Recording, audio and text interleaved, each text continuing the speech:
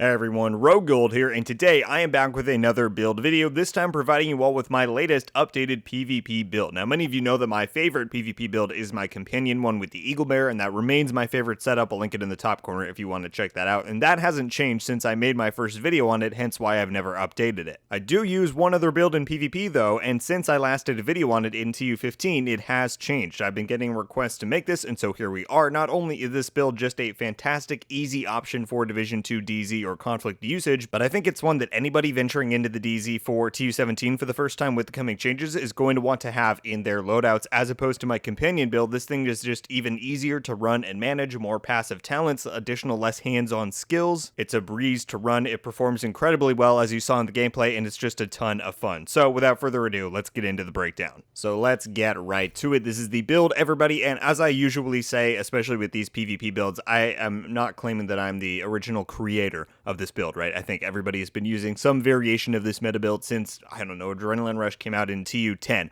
right? But you add stuff over time, you make it your own, and it, people use it because it's good, and so that's absolutely why I use it and want to show you all my preferred setup with it. And so yes, this is your pretty standard Adrenaline Rush Unbreakable build, but there have been some additions, like I said, since the last time I made this type of a video in TU15, and so I want to give you the latest and greatest version, especially because TU17 is coming up and that's going to have a PvP focus. So to start with my primary, we're using the FAMAS, which is, as you all probably know, one of the finest high-end ARs to use in the game, and it's really great for this type of setup where you're doing a lot of running and gunning. It's just really great for that setup. So I have AR damage, of course, damage targets out of cover, and Optimist. You can use something like Strain if you prefer that, but those tend to be some of the best damage ones if you're not going for pull stuff with Flatline. As for the mods, I just have Crit Chance in a 3 crit chance mods and an extended mag, pretty standard on there. I just want to quickly look over at the crit stats so you have an idea of what we're working with. We have 55 chance and 105 damage. The damage is a little bit low, I guess, compared to some other setups or other types of builds, and that's mainly because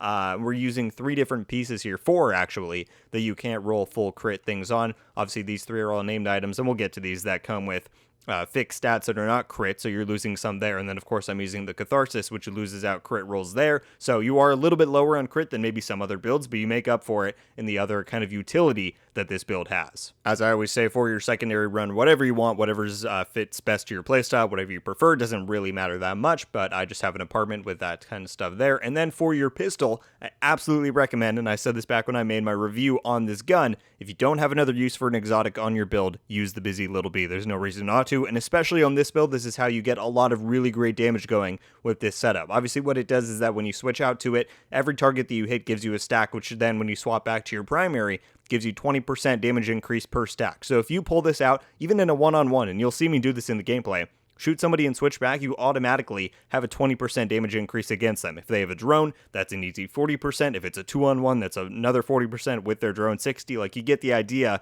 There's a lot of great synergies that can be had with this gun, and especially in group play and even in solo play, this is a really, really great option to run, and so I absolutely recommend that you run that as your pistol, and along with the FAMAS or whatever good AR you have for your primary, you're going to be doing a lot of really good damage. Moving on to the gear, I have the Catharsis Mask Exotic for my first slot. Now, this thing has to be like my favorite edition of Year 4. It's such a great exotic and just gear piece for PvP. Obviously, it comes with armor and then incoming repairs and armor regen, which we don't care that much about those. And then I have a crit chance mod on here, but the talent is just so good. It's whenever you get hit, you build up stacks of weapon damage, and then once you hit max stacks, it purges it, gets rid of all status effects on you, which is such a nice bonus, and then you get that healing cloud for 10 seconds that stays there. So it's just such a good exotic for PvP. I really enjoy it, and especially for the type of playstyle that this build encourages, the Catharsis is really, really great for that, really synergizes well. So if you haven't used it a lot, I absolutely recommend you give it a go on this build. Moving on to the chest piece, I have one piece of Fenris for the 10% AR damage,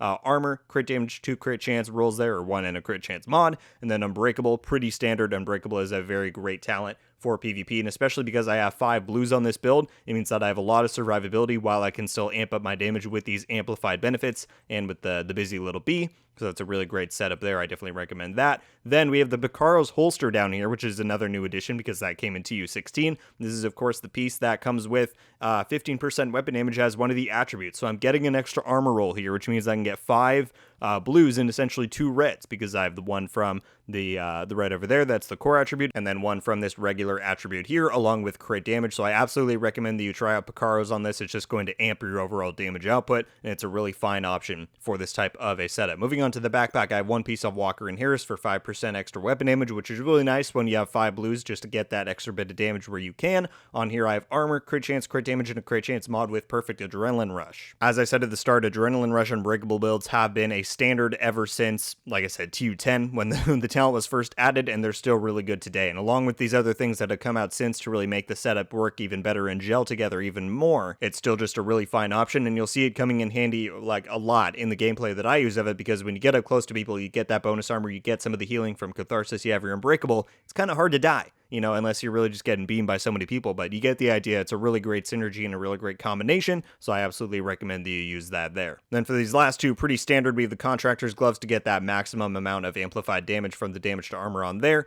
just weapon damage and crit damage rolls there, and then the Fox's Prayers, again, no huge surprise, we have armor, damage targets out of cover, and crit damage. Moving on to talk about the skills really quickly, really up to you. Again, as usual, these are very interchangeable. What I like to run, especially if I'm in the dark zone, is a decoy. Obviously, these things are mega strong, and I think at some point they probably should get changed, but it removes you from, it gets the nameplate off your head, and it gets you off the radar. So you can really go stealth and just behind enemy lines, and with stuff like the Adrenaline Rush and the Busy Little Bee, you can get stacks and survive a lot and just take people out from behind them when they don't even see you. So it's a really great option, but if you're in conflict, you might want to switch this to a drone because the decoy doesn't really do much in conflict since you don't already have a radar anyway. Then I have an EMP Sticky over here. Again, up to you. I really like this because you can run up to people, shoot it on the ground, get a disrupt going, stagger them, and get a lot of damage in, but you could also then run this with the Defender drone or whatever you want to do. Obviously, the skills are all interchangeable. Then lastly, to talk about the specialization, I am running the Firewall spec primarily because of the medkit. I've said it time and time again,